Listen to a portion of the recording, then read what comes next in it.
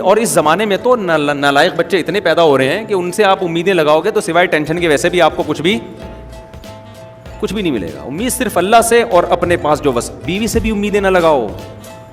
बाज़ लोग कमबख्त बीवी से उम्मीदें लगा के मैंने इससे इतना अच्छा सलूक किया तो शायद इसको जब अब्बा की तरफ से विरासत मिलेगी तो आधी किसे दे देगी, मुझे दे देगी।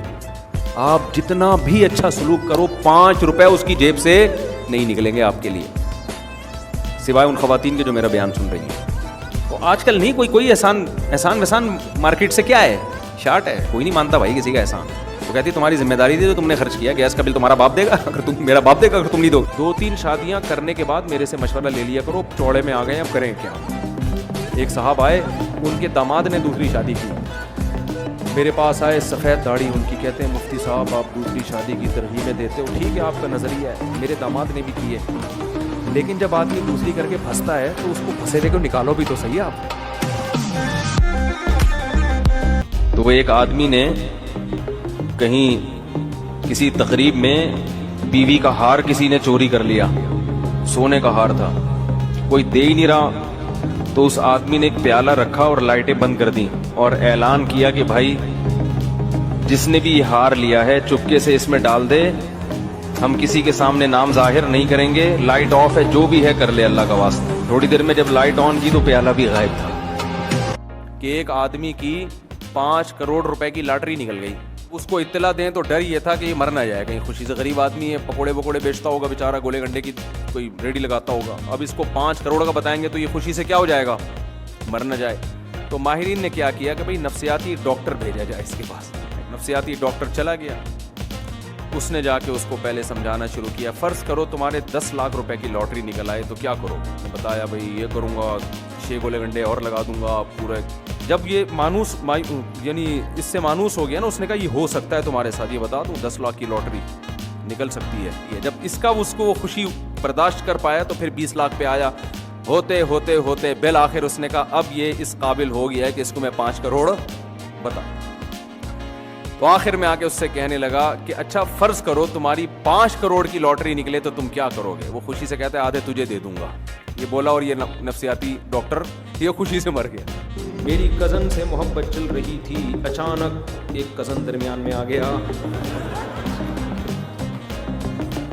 अचानक आया है मेरे भाई, ये चीज़ें अचानक नहीं आती हैं, बहुत पहले से हुई भी होती हैं, नमूदार अचानक होती हैं, ठीक है ना।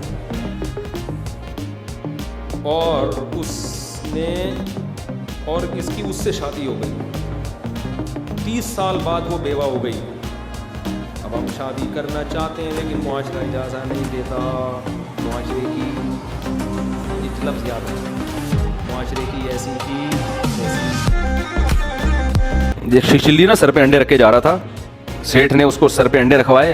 पहले देसी अंडे होते थे, उनसे चूजे भी निकलते थे।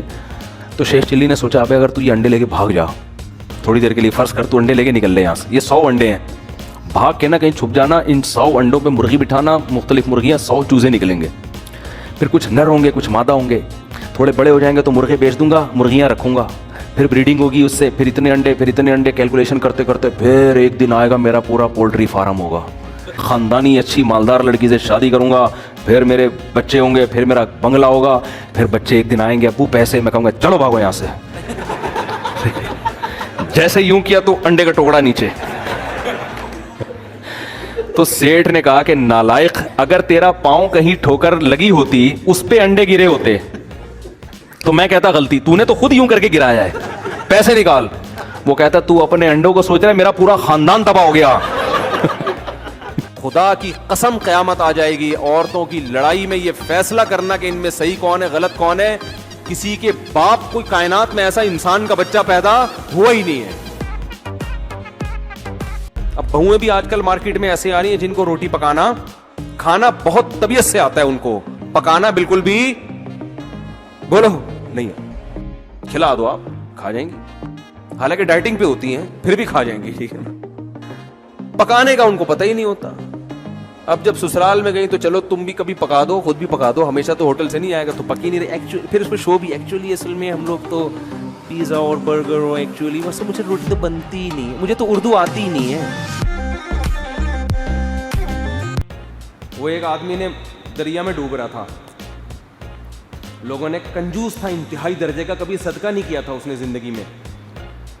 दरिया में डूब रहा है, लोगों ने कहा मन्नत मान ले अल्लाह से, अब अल्लाह के सिवा तुझे कोई नहीं बचा सकता, मन्नत मान ले, ए अल्लाह अगर मुझे दरिया से तूने बचा लिया तो मैं 2 देगें तेरी राह में सदका करूंगा।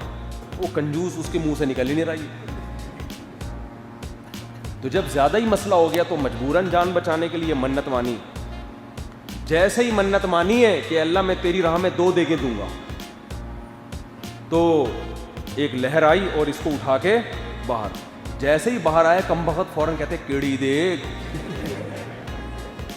फौरन कहता है केड़ी देग।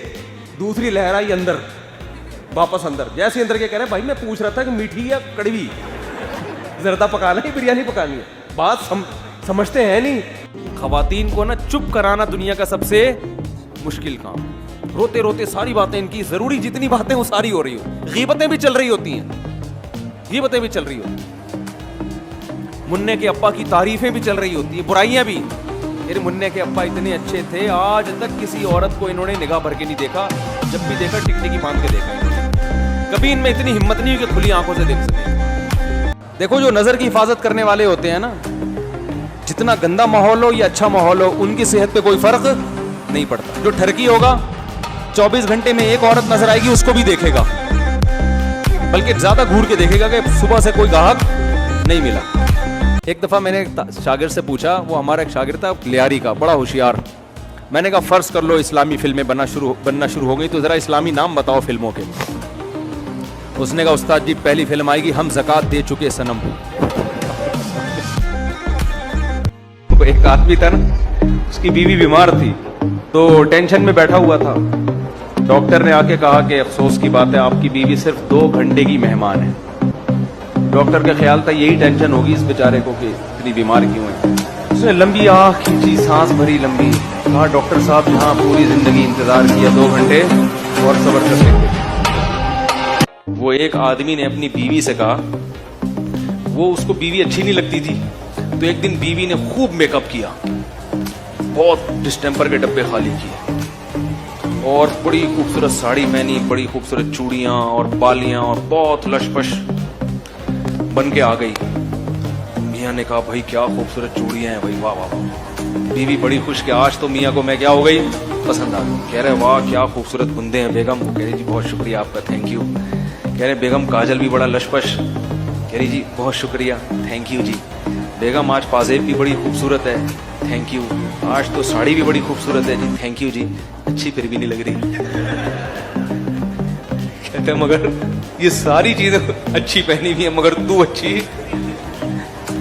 तो इसलिए कहते हैं ना फैशन हर आदमी पे, इसलिए तो ब्यूटी पार्लर बने कि हर डिस्टेंपर हर एक के लिए नहीं होता। तो एक बच्चे ने अपने बाप से पूछा ना, अब्बा हर आदमी शादी के बाद पछताता है मगर फिर भी करते हैं, वजह क्या है? अब्बा ने कहा बेटा अकल ठोकरे खाने से आती है, बादाम खाने से नहीं है। लाहौर से किसी ने पूछा है जी शादी नहीं हो रही है, मैं लाहौर से हूँ, मुझे शादी का बहुत शौक़ है। जाहिर है लाहौर से खज्जे सज्जे के पाए और खज्जी के पाए खाओगे तो शादी का शौक़ तो होगा मेरे भाई। लाहौर के लोग वैसे भी बड़े सेहतमंद होते हैं। कहते हैं जी मैं लाहौर से हूँ, मुझे शादी का बहुत शौक़ है लेकिन हो नहीं रही। ऐसे बहुत सारे लोग हैं जिनको बहुत शौक़ है लेकिन नहीं हो रही उनकी, तो आप टेंशन न लें। कह रहे हैं उल्टा डिप्रेशन की तरफ जा रहा हूँ, बहुत मुश्किल से 1 साल पहले मंगनी हुई थी, घर वालों को कह कह के थक गया हूँ, मुझे कोई हल बता दें ताकि मैं मेडिसिन की तरफ जाने से रुक जाऊँ। इस ज़माने में जो घर वालों को उससे कह के शादी करवाता है वो बहुत बड़ा बेवकूफ़ है। घर वालों को आजकल बेटों की शादी में तो सिरे से कोई दिलचस्पी होती नहीं है।